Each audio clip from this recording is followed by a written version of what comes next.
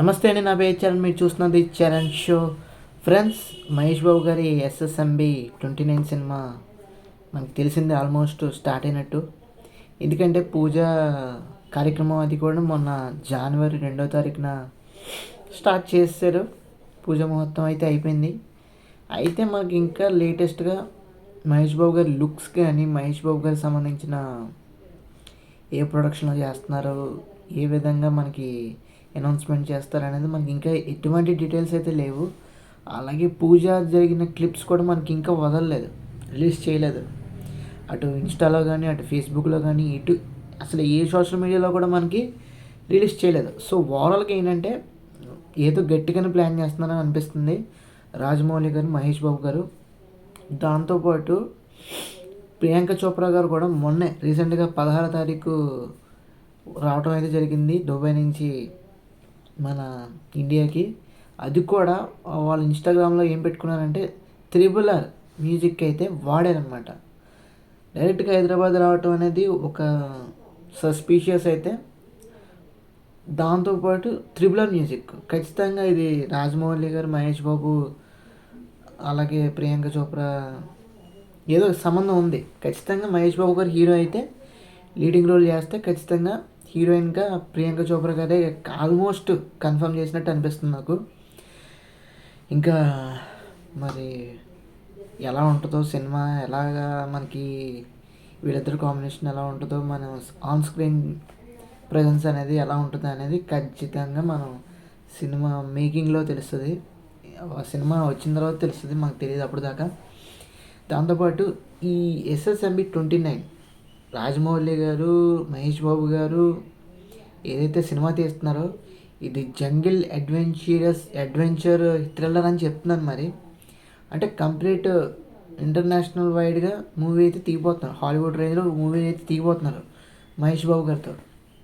ఇది కంప్లీట్గా ఏంటంటే పెద్ద స్టోరీయే, 2 పార్ట్స్ కింద తీస్తున్నారు. ఇది ఫస్ట్ పార్ట్ వచ్చేసరికి 2027లో రిలీజ్ చేస్తా అంటున్నారు. రెండో పార్ట్ వచ్చేసరికి 2029లో రిలీజ్ చేస్తా అంటున్నారు. మరి సినిమా 2 పార్ట్ల కింద తీస్తున్నప్పుడు మరి మేకింగ్ అనేది కూడా కొంచెం ఏదైతే ఇంటర్నేషనల్లో వేరే కంట్రీస్లో చేస్తున్నారు కాబట్టి షూటింగు బడ్జెట్ వైజ్ కూడా మనకి దీనికో 1000 కోట్లు, దానికో 1000 కోట్లు పెట్టేటట్టే ఉన్నారు నాకు తెలిసి. లేదంటే 500 కోట్లు పెట్టేటట్టే ఉన్నారు నాకు తెలిసి. ఇంకా పెరిగే అవకాశం ఉంది. ఎందుకంటే రాజమౌళి గారు ప్రతి frame to frame, inch to inch ఆయన కాంప్రమైజ్ అవ్వరు. ఎందుకంటే పర్టికులర్గా ఇది పెద్ద ప్యాన్ ఇండియా సినిమా కాదు, ప్యాన్ వరల్డ్ సినిమా అన్నప్పుడు ఖచ్చితంగా మేకింగ్ కానీ, ఏవైతే వెనకాల బ్యాక్గ్రౌండ్ సినారియో కానీ, సీన్స్ కానీ, ఏవైతే బ్యాక్గ్రౌండ్లో మనకి విజువల్స్ ఉన్నాయో అవి కానీ ప్రతిదీ కూడా రియలిస్టిక్గానే ఉంటుందని నాకు అనిపిస్తుంది. ఎందుకంటే త్రిబుల్ ఆర్లోనే మనం ఎన్నో ఫుటేజ్ చూసాం బియాండ్ ద సీన్స్. మనకి త్రిబుల్ ఆర్ డాక్యుమెంటరీ ఏదైతే రిలీజ్ అయిందో అందులో చాలా మట్టికి రామ్ చరణ్ గారిని, ఎన్టీఆర్ గారు కానీ ఇబ్బంది పెడతాం అంటే సీన్ రప్పించడం కోసం. ఆ సినిమాలో ఏదైతే టైగర్ సీక్వెన్స్ కానీ, అటు పోలీసు సంబంధించిన సీక్వెన్స్ కానీ, ఫైర్ అండ్ వాటర్ ఏవైతే సీక్వెన్సెస్ ఉన్నాయో అవి బయటికి అవుట్పుట్ ఎక్స్ట్రాడినరీగా రప్పించడం కోసం ఏ విధంగా ఇబ్బంది పెట్టారో రాజమౌళి గారు ఆయన పని రాక్షసులను కూడా చెప్తా ఉంటారు.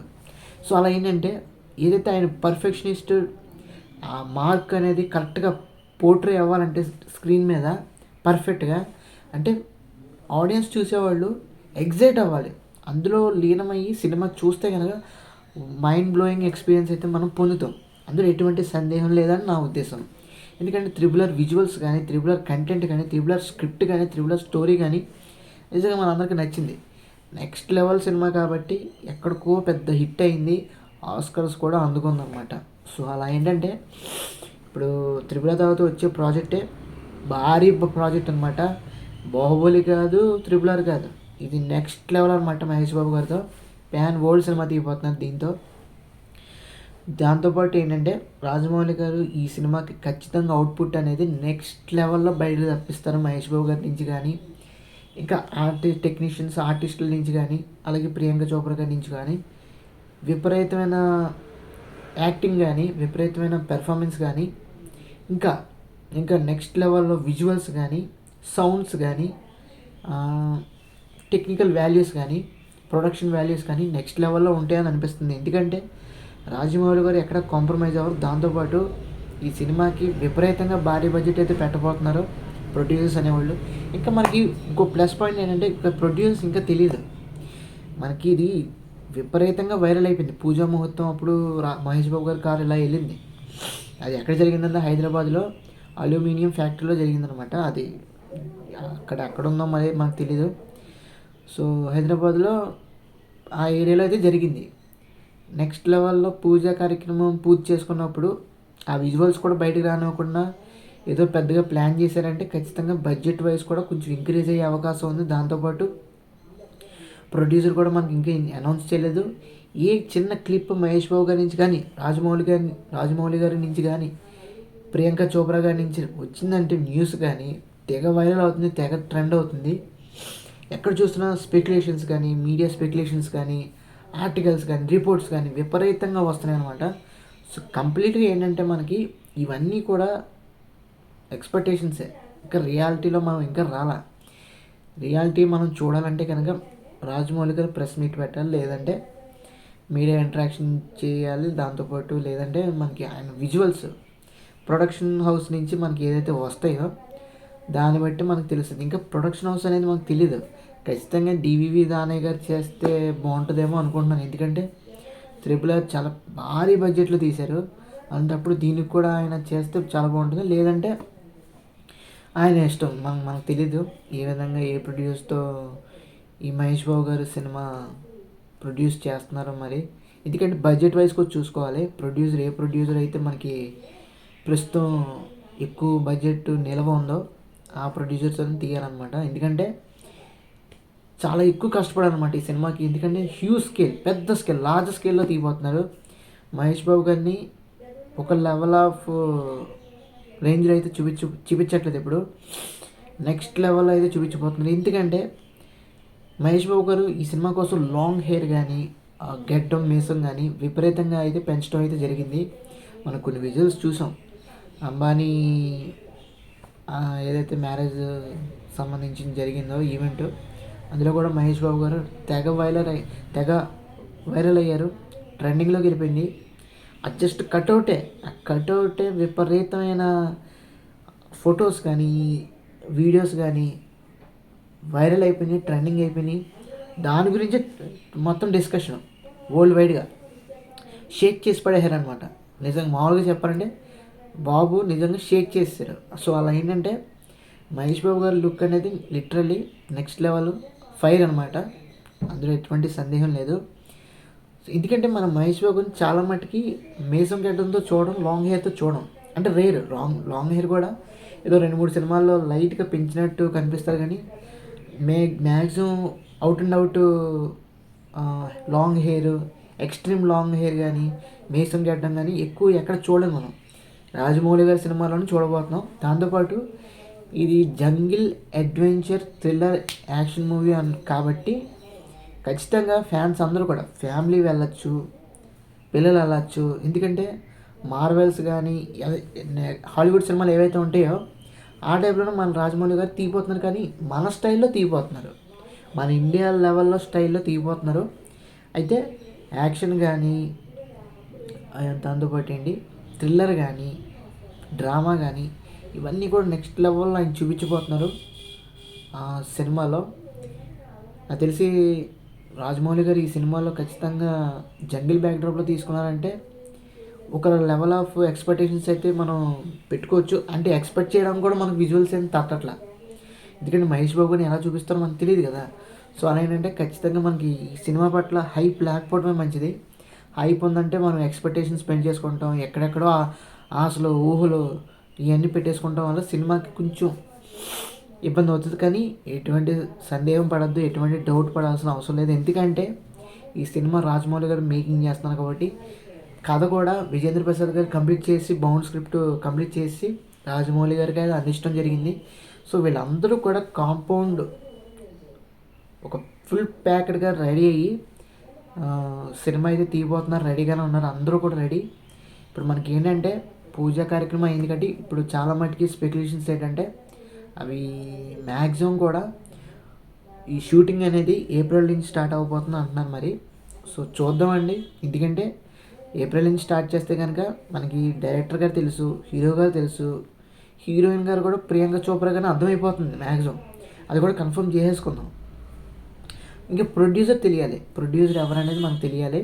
దాంతోపాటు ఇంకా ఇంకేదైనా గెస్ట్ అపీరియన్స్ కానీ, స్పెషల్ అపీరియన్స్ కానీ, క్యామియోస్ కానీ ఉంటే కనుక ఒక ప్రామినెంట్ రోల్ ఏదైనా చేయగలిగితే మనకి విలన్గా కూడా పృథ్వీరాజ్ సుకుమారన్ కూడా అంటున్నారు మరి.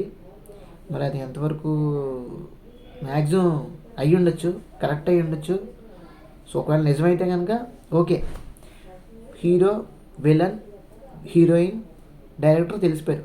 ఇంకా ప్రొడ్యూసర్ తెలియాలన్నమాట.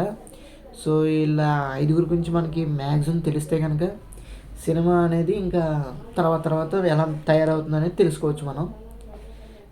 మ్యాక్సిమం నాకు తెలిసి 2027 కాబట్టి ఈ లోపల మనకి ఏప్రిల్ నుంచి షూటింగ్ స్టార్ట్ చేస్తే మనకి నెమ్మదిగా షూట్ స్టార్ట్ అయిన తర్వాత ఫస్ట్ లుక్ కానీ, లేదంటే ఒక మోషన్ పోస్టర్ అని, టీజర్ కానీ, ఇలాంటి గ్లిమ్స్ కానీ ఇలాంటివి వదలచ్చు, మనం చెప్పలేం.